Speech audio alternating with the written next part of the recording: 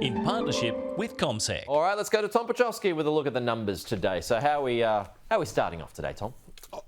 Pete, we're going to kick off with a little bit of a bump lower this morning. The futures are pointing to a decline of about 0.25% for the ASX 200. So that's roughly in line with what we saw in the US. For example, the S&P 500 finished down by 0.25%. The Dow Jones down by half. The Nasdaq up by a third. So not aggressive moves one way or the other last night. We had a little bit of a bump higher for long-term interest rates last night. So the 30-year bond auction, this is where investors turn up to buy bonds from the US Treasury.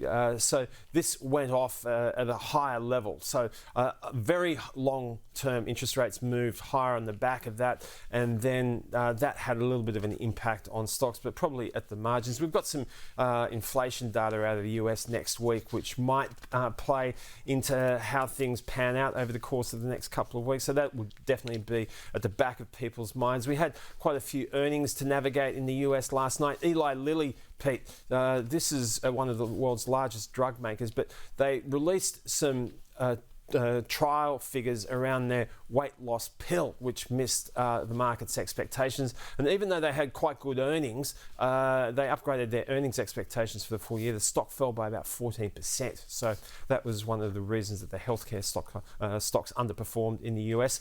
Today on the local front, we'll have our own organisations to look at in terms of earnings. QBE and Nick Scali will be reporting numbers. We continue to see oil prices fall, so down by the better part of 10% over the 10% over the course of the last week.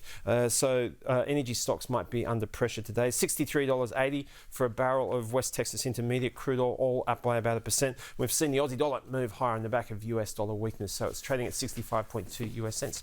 Tom Piotrowski, thank you.